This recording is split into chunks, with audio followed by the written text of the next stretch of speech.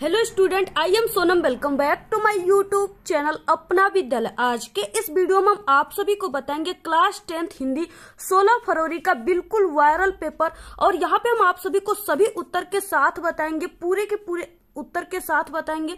और अगर आप लोग इस हिंदी की पेपर की तैयारी कर लेते हो तो आप सभी का बोर्ड एग्जाम में 95% बिल्कुल पक्का है। ठीक है, 16 फरवरी का जो हिंदी का पेपर रहेगा वो बिल्कुल ऐसा ही आएगा। आप लोग इस वीडियो को बिना स्किप के लास्ट तक देखिएगा। यहाँ पे हम आप सभी को पूरे के पूरे आंसर को, ठीक है, जो बहुविकल्पी क्वेश्चन है उसको OMR सीट पे भी भर के बताएंगे। तो यहाँ पे आप लोग इस वीडियो को सबसे पहले लाइक कर दीजिए और चैनल पे नए तो सब्सक्राइब जरूर कर दीजिए। यहाँ पे देखिए, ये वार्षिक पेपर है, ठीक है, क्लास 10th हिंदी का। और ये जो आप सभी का हिंदी होता है ये पूर्णांक 70 का रहेगा, क्लास 10th का है। ठीक है, और इसमें जो आपको समय मिलेगा वो 3 घंटा 15 मिनट का मिलेगा। और जो ये 15 मिनट समय है, इस समय में आपको ये पूरे प्रश्न पत्र पढ़ना है। ठीक है, इसके बाद देखिए इसमें खंड अ दिया हुआ है, बहुविकल्पी प्रश्न जो कि 20 नंबर का है। और इसका आंसर आप सभी को OMR आंसर सीट पे देना है। तो यहाँ पे देखिए सबसे पहला क्वेश्चन है इसमें कि हिंदी का प्रथम उपन्यास है। ठीक है, तो हिंदी का प्रथम उपन्यास क्या है? पहला ऑप्शन है परीक्षा गुरु, दूसरा गोदान, ठीक है, और तीसरा ऑप्शन है अलग अलग बैतरणी, और यहाँ पे चौथा ऑप्शन है इनमें से कोई नहीं। तो यहाँ पे देखिए जो हिंदी का प्रथम उपन्यास है वो परीक्षा गुरु है। ठीक है, जो कि लाला श्री निवास दास का है। किसका है? लाला श्री निवास दास का। ठीक है, लाला श्री निवास दास का है, यानी कि यहाँ में पहले का क राइट है। ठीक है, तो आप सभी को OMR सीट में यानी कि पहले का क यानी पहले ऑप्शन को भर देना है। ठीक है, आप सभी को OMR सीट भरते समय सिर्फ आपको ब्लैक और ब्लू पेन का यूज करना है और बॉल पॉइंट पेन यानी कि डार्ट पेन का यूज करना है। ठीक है, और आपको इस गोले को बिल्कुल पूर्ण रूप से भरना है, ये नहीं कि सिर्फ आधा ही भरना है, आपको पूरा का पूरा गोला भरना है। ठीक है, 4 गोले में से सिर्फ एक ही गोले को भरना है। और आप सभी का अगर गलत हो गया तो वहाँ पे आपको इस तरह से व्हाइटनर का यूज भी नहीं करना है। ठीक है, उसको इसी तरह छोड़ देना है। इस तरह से आप सभी को भरना है। इसके बाद देखिए नेक्स्ट क्वेश्चन है दूसरा, हिंदी का प्रथम कहानी है। ठीक है, हिंदी का प्रथम कहानी जो है वो इंदुमती है, यानी दूसरे का ग राइट है। तो आप सभी को OMR सीट पे उसी तरह भर देना है। इसके बाद नेक्स्ट तीसरा, निम्न में से कौन सी शुक्ल युग की पत्रिका है? ठीक है, तो जो शुक्ल युग की पत्रिका है वो हंस पत्रिका है, यानी तीसरे का क राइट है। इसके बाद नेक्स्ट, एकांकी का सम्राट कहा जाता है।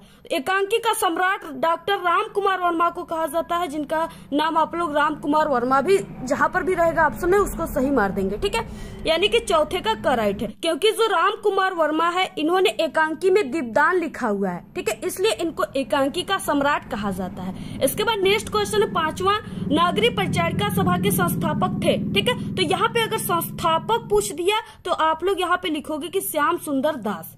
और नागरिक परिचारिका किसकी रचना है? तो ये आचार्य रामचंद्र शुक्ल की रचना है। ठीक है, लेकिन यहाँ पे संस्थापक पूछा है तो ये श्याम सुंदर दास है, ऑप्शन ग राइट है। इसके बाद नेक्स्ट है 6वां, आनंद कादम्बिनी के संपादक थे। ठीक है, तो वो बद्री नारायण चौधरी प्रेम घन थे, यानी कि यहाँ पे 6वें का घ वाला ऑप्शन राइट। इसके बाद नेक्स्ट क्वेश्चन है 7वां, सरस्वती पत्रिका के संपादक हैं। ठीक है, तो वो महावीर प्रसाद द्विवेदी हैं, ऑप्शन ग राइट है। नेक्स्ट है, निम्नलिखित कथनों में से कोई एक कथन सही, उसे पहचान कर लिखिए। यानी यहाँ पे 3 दिए हुए, उसमें से कौन सा सही आपको पहचान कर लिखना है। ठीक है, तो यहाँ पे देखिए ध्रुव स्वामिनी नाटक के लेखक डॉक्टर राम कुमार वर्मा है, ये गलत है, क्योंकि जो ध्रुव स्वामिनी है, ठीक है, वो जयशंकर प्रसाद जी का है। इसके बाद नेक्स्ट है यहाँ पे क्या भूलू क्या याद करूं उपन्यास विधा है, ये भी गलत है, क्योंकि क्या भूलू क्या याद करूं ये हरिवंश राय बच्चन जी का है और ये आत्मकथा है। ठीक है, इसके बाद नेक्स्ट है गोदान के लेखक प्रेमचंद है, ये बिल्कुल सही है, क्योंकि जो गोदान है वो मुंशी प्रेमचंद जी की उपन्यास है। ठीक है, आप लोग यहाँ पे ऐसे इसको तैयार कीजिए। ठीक है,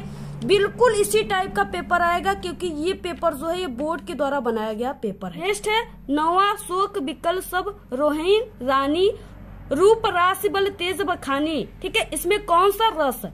देखिए पहले ही दे दिया शोक, और आप लोग जानते हो कि करुण रस का स्थायी भाव क्या होता है? शोक होता है, तो इसलिए यहाँ पे 9वें का क राइट है, करुण रस। ठीक है, नेक्स्ट है, जो सुमिरत सिद्धि होय गणनायक करिवर बदन के दोनों चरणों में कितनी मात्राएं हैं? अब यहाँ पे देखिए जो मात्राएं हैं, यानी जहां बड़ी की मात्रा है वहां पे आपको इस तरह से, ठीक है, यहाँ पे ये वाला लगाना पड़ेगा सिंबल, और इसका मतलब होता है 2।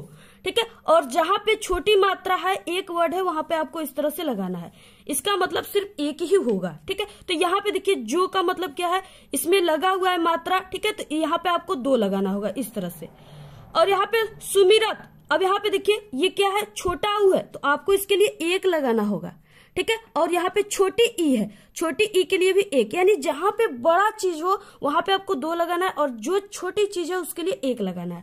तो यहाँ पे भी आपको 1 लगा देना है। इसके बाद यहाँ पे देखिए दोनों छोटी है, इसके लिए आपको 1-1 लगा देना है। यहाँ पे ये बड़ा है, ठीक है, क्योंकि मात्रा है, और यहाँ पे ये ई जो है ये छोटी है। इसके बाद यहाँ पे 1, इसके बाद 1, और इसमें आ की मात्रा है 2, 1, 1, ठीक है। यहाँ पे 1, 1, 1, 1, इसके बाद यहाँ पे भी इस तरह से। अब इसको आपको गिनना है, ठीक है। अब यहाँ पे काउंट कीजिए इसको, इसमें 2 था हमने बताया, यहाँ पे 2, ठीक है, 3, 4, 5, 6, 7, 8, 9, 10, 11, 12, 13, 14, 15, 16, 17, 18, 19, 20, 21, 22, 23, 24, ठीक है। यानी इसमें कितनी मात्रा है, 24 मात्रा है। यानी यहाँ पे, ठीक है, 10वीं का ग ऑप्शन 24 मात्रा सही है। इस तरह से आपको करना है, ठीक है, रटना नहीं है। जहां पे बड़ी मात्रा है वहां पे 2 लगाना है और जहां पे छोटी है वहां पे 1 लगाना है। नेक्स्ट है यहाँ पे 11वां क्वेश्चन, चरण कमल बंदो हरिराई में किस अलंकार की अभिव्यक्ति हुई है। तो यहाँ पे कौन से अलंकार है, चरण कमल बंदो हरिराई, ठीक है। यानी कि यहाँ पे क्या हो रहा है, भेदभाव किया जा रहा है। तो यहाँ पे भेदभाव में यानी रूपक अलंकार है, ठीक है। इसके बाद नेक्स्ट है त्रिफला का समास विग्रह है। यहाँ पे देखिए त्रि का मतलब 3 हो गया, फला का मतलब फल हो गए, ठीक है, यानी 3 फलों का समूह। तो यहाँ पे ऑप्शन करेक्ट है। इसके बाद नेक्स्ट है कपड़ा का तत्सम है। अब कपड़ा का तत्सम आ गया तो आप लोग सीधे मार दोगे कि वस्त्र, ठीक है, लेकिन ये गलत हो जाएगा। जो कपड़ा का तत्सम है वो करपट है, ठीक है, यानी कि 13 का ख राइट है। इसके बाद नेक्स्ट क्वेश्चन है यहाँ पे 14, अग्नि का पर्यायवाची है, ठीक है, पर्यायवाची अग्नि का पूछ रखा है। तो देखिए अग्नि का मतलब आग हो गया, ठीक है, तो आग यानी अग्नि, आग जो है इसका पर्यायवाची है, अनल भी है, पावक भी है, ठीक है, तीनों है। तो यहाँ पे एक ऑप्शन है उक्त सभी, यानी ये ऑप्शन राइट है। इसके बाद नेक्स्ट है 15 क्वेश्चन, पेड़, तरु, धूम्र आदि कहलाते हैं। तो देखिए ये जो तीनों है ये क्या है कि पेड़ का पर्यायवाची है, ठीक है, तो यहाँ पे 15 का करेक्ट है। इसके बाद नेक्स्ट है मध्वर्य में कौन सी संधि है। तो यहाँ पे देखिए मध्वर्य जो है इसमें अयादि संधि है, ठीक है, यानी कि यहाँ पे 16 का घ राइट है। नेक्स्ट क्वेश्चन है तथ्यव में संधि विग्रह है, ठीक है, तथ्यव यानी तथा प्लस एव, ठीक है, 17 का करेक्ट है। नेक्स्ट है फलेसु किस विभक्ति वो वचन का रूप है। तो यहाँ पे देखिए फलेसु आया हुआ, जहां भी लास्ट में अगर सु आ गया, ठीक है, तो वो सप्तमी विभक्ति बहुवचन। आप लोग आंख मूंद के बिल्कुल बिना सोचे समझे मार दीजिएगा, बिल्कुल सही हो जाएगा, ठीक है, क्योंकि जहां पे सु आ जाता है वो सप्तमी विभक्ति बहुवचन होता ही है। आप लोग देखिए अगर पहचानने की ट्रिक नहीं देखे हो विभक्ति का तो जल्दी से आप लोग देख लीजिएगा, क्योंकि वो आप सभी के पेपर के लिए हिंदी में जितने भी जो आएंगे, ठीक है, विभक्ति वाले क्वेश्चन, उसको अगर आप लोग तैयार कर लोगे उस ट्रिक को तो आप लोग पूरे के पूरे कर लोगे बिल्कुल कॉन्फिडेंस के साथ। अगर आप लोग नहीं देखे हो तो प्लेलिस्ट में देख लीजिएगा, या आप लोग को जैसे विभक्ति पहचानने की ट्रिक और आप लोग अपना विद्यालय लिख दोगे तो वहां पे यूट्यूब पर हमारी वीडियो आ जाएंगी, वहां से आप लोग देख सकते हो, ठीक है। इसके बाद नेक्स्ट है 19 क्वेश्चन, पठतु किस लकार का रूप है। पठतु, ठीक है, जहां पे यानी पठतु आ गया तू, तो वो क्या आ गया, वो लोट लकार का है, ठीक है। जैसे पठतु आ गया, गचतु आ गया, ठीक है, हस्तु आ गया, तो वहां पे आप लोग बिना सोचे समझे लोट लकार मार दीजिएगा, सही हो जाएगा। इसके बाद नेक्स्ट क्वेश्चन है 20वां, द्रक्षति किस लकार पुरुष व वचन का रूप है, ठीक है। तो यहाँ पे देखिए ये क्या है, ये लीट लकार है और प्रथम पुरुष एक वचन।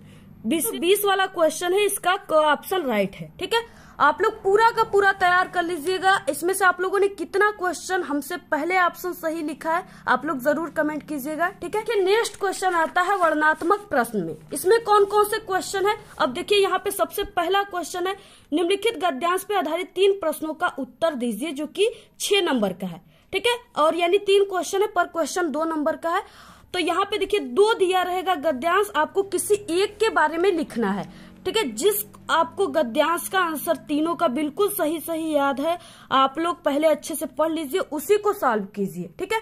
तो यहाँ पे देखिए इसमें क्या होता है कि पहला क्वेश्चन है उपर्युक्त गद्यांश का संदर्भ लिखिए, ठीक है। इसमें संदर्भ में क्या लिखना होता है आप सभी को, यानी इसका पाठ का नाम और लेखक का नाम। तो यहाँ पे देखिए सबसे पहले क्वेश्चन का यानी आपको किस तरह से लिखना है, ठीक है।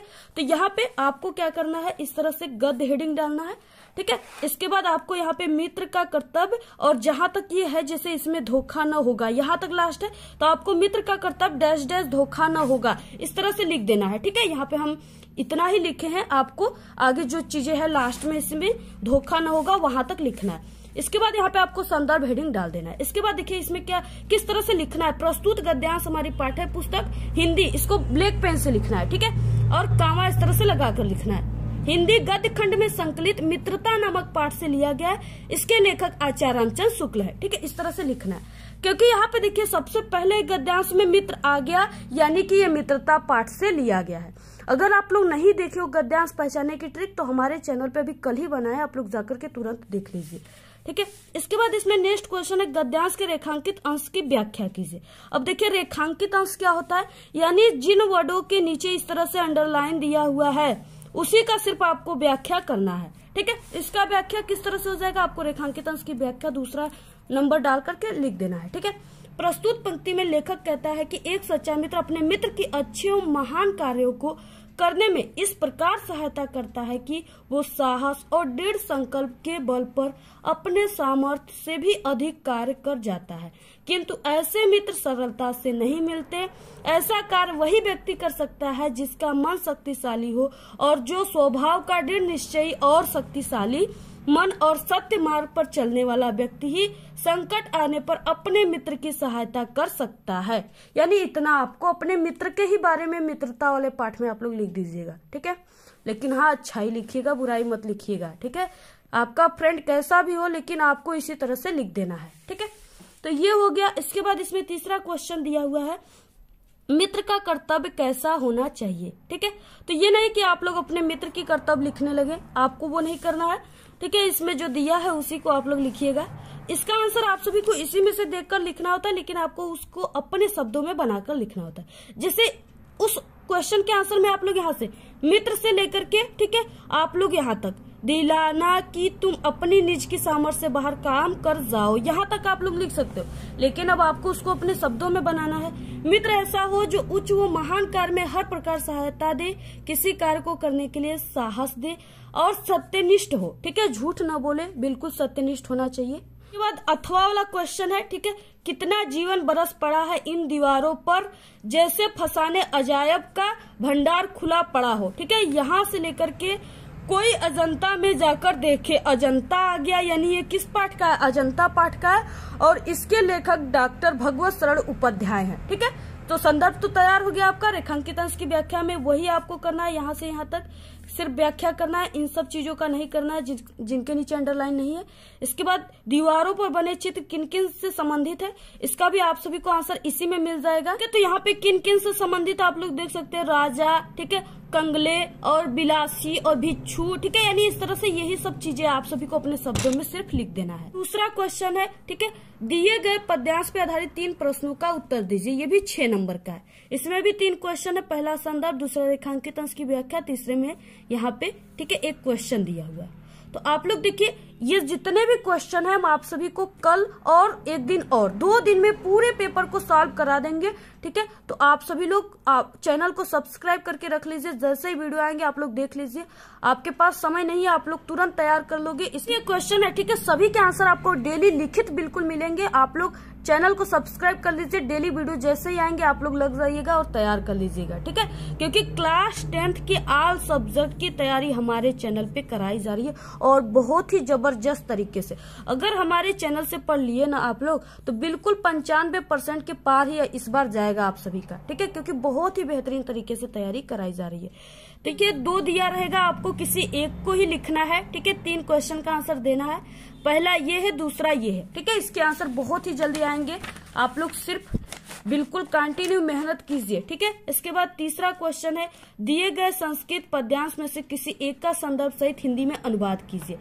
ऐसा कर्म विराम संस्कृति, ठीक है, यहाँ से लेकर के यहाँ तक दिया हुआ है। ये 5 नंबर का है, 2 नंबर आपको इसके संदर्भ पे मिलेंगे और 3 नंबर आप सभी को मिलेंगे इसके अनुवाद पे। इसके आंसर बहुत जल्दी आप सभी को मिल जाएंगे।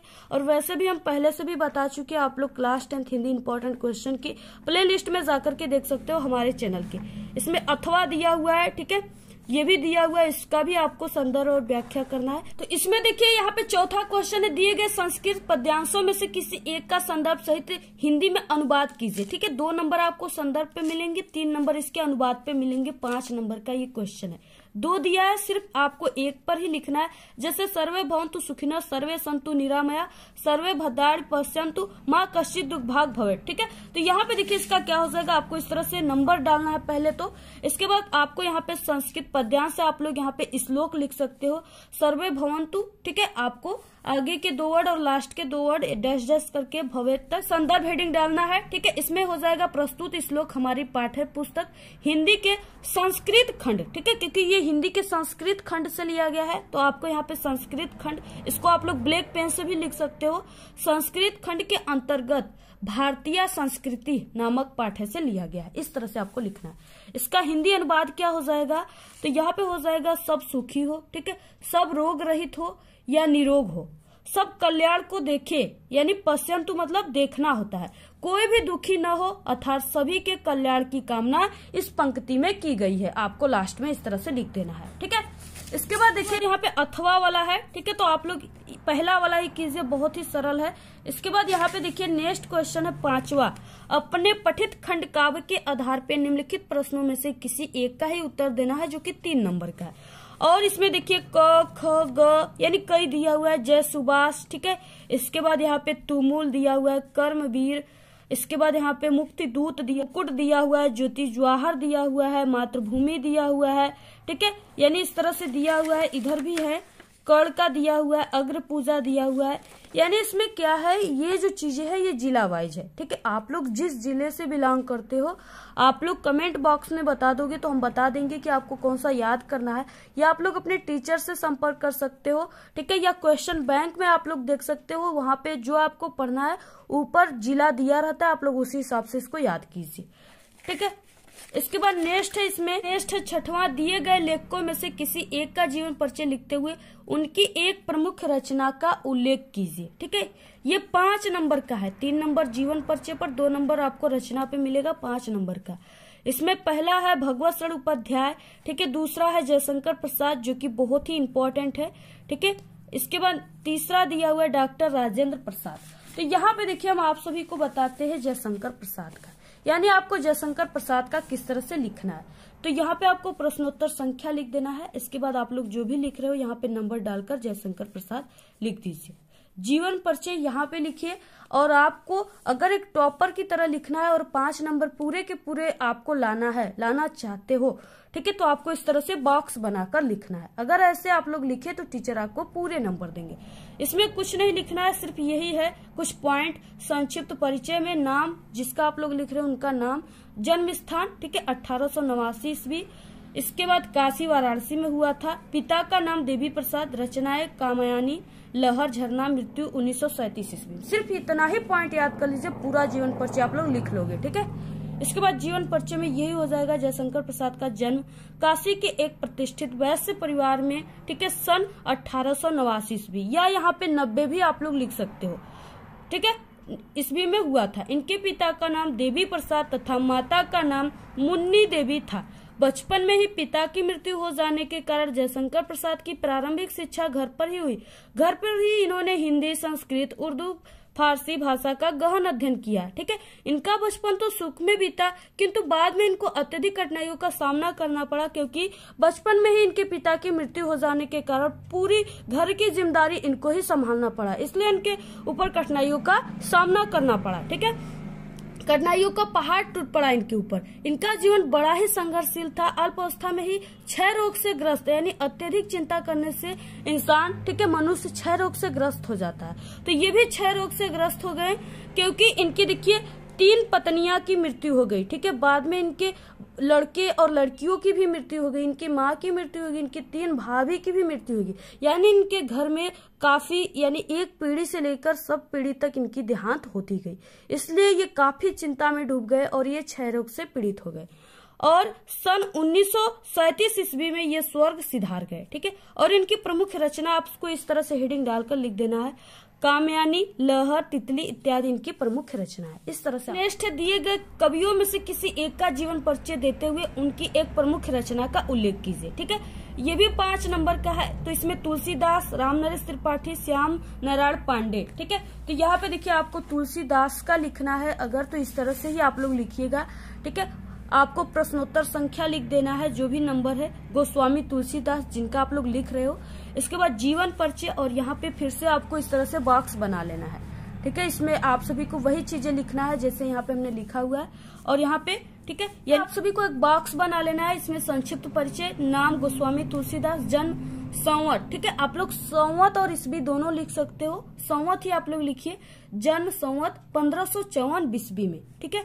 स्थान राजापुर बांदा, पिता का नाम आत्माराम दुबे तथा माता का नाम हुलसी, रचनाएं रामचरितमानस, मृत्यु संवत 1680 गंग के तीर, ठीक है। जैसा कि एक दोहा भी है तो आप लोग इस तरह से याद कर लीजिएगा। आपको इस तरह से, ठीक है, आपको जीवन परिचय हेडिंग डाल देना है। इसके बाद इसमें क्या हो जाएगा, गोस्वामी तुलसीदास का जन्म संवत 1554 बीसवी को बांदा जिले के राजापुर नामक गांव में हुआ था। इनके पिता का नाम आत्माराम दुबे तथा माता का नाम हुलसी था। इनका बचपन का नाम राम बोला था क्योंकि जब ये हुए थे तभी इनके मुख में कुछ दाग पाए गए, ठीक है, और ये जन्म लेते ही राम का नाम बोल दिए, इसलिए इनका नाम तुलाराम भी है, ठीक है। तो आप लोग इस तरह से लिख दीजिए। ये सरयू पारेड़ ब्राह्मण थे। इनके माता पिता इन्हें बचपन में ही त्याग दिए थे, ठीक है, क्योंकि ये जन्मे थे तभी इनके मुंह में दांत पाए गए, जिससे इनके माता पिता इन्हें राक्षस समझकर इनको त्याग दिया था, ठीक है। तब स्वामी नरहरिदास ने इनका पालन पोषण किया। इनका विवाह रत्नावली से हुआ। ये अपनी पत्नी के प्रेम में बहुत ही अनुरक्त रहते थे, लेकिन पत्नी के डांट के कारण इनके मन में जो है वो वैराग उत्पन्न हो गया और ये काशी चले गए। इनका जीवन काशी, अयोध्या और चित्रकूट में अधिक बीता। इनकी मृत्यु संवत 1680 बीसवी काशी के 80 घाट पे, ठीक है, जो कि वाराणसी में है, 80 घाट पर हुई। इनकी रचनाएं रामचरितमानस, विनय पत्रिका, गीतावली, दोहावली, ठीक है, इस तरह से इनकी अनेक प्रमुख रचना है। आप लोग इस तरह से लिखिएगा। नेक्स्ट क्वेश्चन है 7, अपनी पाठ्य पुस्तक से कंठस्थ कोई एक श्लोक लिखिए जो इस प्रश्न पत्र में न आया हो। आप लोग 3 तैयार कर लोगे तो उसमें से आप लोग 1 लिख सकते हो, ठीक है, क्योंकि 2 आप सभी के प्रश्न पत्र में आया है और 1 नहीं आएगा, इसलिए आप लोग 3 तैयार कीजिए। तीनों हमने आप सभी को बताया है, आप लोग जल्दी से हिंदी के प्लेलिस्ट में इंपॉर्टेंट क्वेश्चन में देख करके उसको याद कर लीजिए। उसके बाद नेक्स्ट 9वां क्वेश्चन जो कि 9 नंबर का आप सभी के बोर्ड एग्जाम में आएगा और ये निबंध है, ठीक है। निम्नलिखित में से किसी एक विषय पर निबंध लिखिए। पहला है, ठीक है, विज्ञान की देन, दूसरा है राष्ट्रीय एकता, तीसरा मेरे प्रिय कवि, बहुत ही इंपॉर्टेंट है, हम बताए हुए, आप लोग प्लेलिस्ट से देख लीजिएगा। नेक्स्ट है विद्यार्थी जीवन, ठीक है, ये भी बहुत ही इंपॉर्टेंट है। तो ये जो विज्ञान की देन है ये हमने आज ही बताया हुआ है सुबह की वीडियो में, अगर आप लोग देखे होंगे तो आप लोग को जरूर ये तैयार हो गया होगा, ठीक है। इसके साथ साथ आप लोग आतंकवाद पे भी तैयार कर लीजिएगा इस तरह से, ये भी इम्पोर्टेंट है। आप लोग स्क्रीनशॉट ले लीजिए और इसको तैयार कर लीजिए जल्दी से। यहाँ पे आप लोग पूरे के पूरे तैयार कर लीजिए, ठीक है। इसकी वीडियो अगर आप लोग कमेंट करोगे तो हम अलग से भी बना देंगे। और आप लोग क्लास 10th में हो तो आप सभी को, ठीक है, कम से कम यानी कि आपको 3 पेज लिखना है। 3 पेज लिखोगे तभी आप सभी को पूरे के पूरे 9 नंबर मिलेंगे, यानी पर पेज पर अगर आपको 3 नंबर भी मिलेंगे तो 3 पेज पर आपको 9 नंबर मिल जाएंगे। तो आपको 3 पेज से बिल्कुल भी कम नहीं लिखना है। अगर आपकी हैंडराइटिंग अच्छी है और काफी स्पीड में आप लोग लिखते हो तो आप लोग 4 पेज लिख दीजिएगा, ठीक है। ये भी काफी मोस्ट इम्पोर्टेंट है, पर्यावरण प्रदूषण, तो इस पे भी आप लोग तैयार कर लीजिए, बहुत ही इम्पोर्टेंट है। भी प्रकार है उसको भी आपको हेडिंग डालकर इस तरह से लिख देना है जैसे यहाँ पे हम लिखे हुए हैं। आप लोग जितना भी निबंध बता रहे हैं पूरा का पूरा निबंध आप लोग तैयार कर लीजिए। पूरे आप सभी के बोर्ड एग्जाम में बिल्कुल 9 नंबर पक्का है, ठीक है। पूरा का पूरा निबंध आएगा जो भी बता रहे हैं, आप लोग पूरा तैयार कर लीजिएगा, क्योंकि जो हमारे चैनल से पढ़ा हुआ स्टूडेंट है ना, वो मेरी 100% गारंटी है कि उसका बोर्ड एग्जाम में इस बार 95% बिल्कुल पक्का है। अगर जितना भी क्वेश्चन हम हिंदी के बताए अगर पूरा तैयार किया तो उसका 70 में 70 बिल्कुल पक्का है, ठीक है। वो बिल्कुल टॉपर स्टूडेंट बन जाएगा। तो इसलिए आप लोग हमारे चैनल से पढ़िए सिर्फ, और सभी वीडियो को देखिए। हमारे चैनल पे क्लास 10th की सभी तैयारी कराई जा रही है बहुत ही इंपॉर्टेंट तरीके से। आपको जो वीडियो चाहिए आप लोग प्लेलिस्ट में जाइए और वहां से देख लीजिए, ठीक है। टेलीग्राम चैनल को जरूर ज्वाइन कीजिए, उसका लिंक आपको इस वीडियो के डिस्क्रिप्शन में मिल जाएगा। और आपको जिस टॉपिक पे वीडियो चाहिए आप लोग जरूर कमेंट कीजिए अपनी प्यारी प्यारी, ठीक है। और इस वीडियो को अपने सभी दोस्तों में व्हाट्सएप ग्रुप पे शेयर कीजिए। बिल्कुल ऐसा ही पेपर आएगा। आप लोग जितना भी क्वेश्चन हम बताया सभी को तैयार कर लीजिए। इसमें से पूरे के पूरे क्वेश्चन आप सभी के बोर्ड एग्जाम में मिलेंगे। आपका 70 नंबर बिल्कुल पक्का है। हमारे चैनल पे क्लास 10th के जितने भी वायरल पेपर है 2023 के सब हम बता चुके। आप लोग इस वीडियो के, ठीक है, आप लोग डिस्क्रिप्शन में हम लिंक दे देंगे, वहां से भी आप लोग देख सकते हो। ये आप लोग प्लेलिस्ट से, ठीक है, हमने प्लेलिस्ट बनाया हुआ है सभी वायरल मॉडल पेपर का, वहां पे भी आप लोग देख सकते हैं। तो आपको ये वीडियो कैसा लगा? अगर वीडियो पसंद आए तो एक बड़ा सा लाइक कर दे, चैनल पे नए तो सब्सक्राइब जरूर करें। आप लोग इस वीडियो को ज्यादा से ज्यादा अपने सभी दोस्तों में शेयर कीजिए। हमारे चैनल पे बोर्ड एग्जाम से रिलेटेड कई इंपॉर्टेंट ट्रिक और टिप्स की वीडियो अपलोड है। आप लोग अगर विजिट नहीं किए तो एक बार आप लोग हमारे चैनल पे विजिट जरूर करें। तो आज के इस वीडियो में सिर्फ इतना ही। आप लोग कमेंट करना बिल्कुल ना भूले। Thanks, all the very best, bye bye.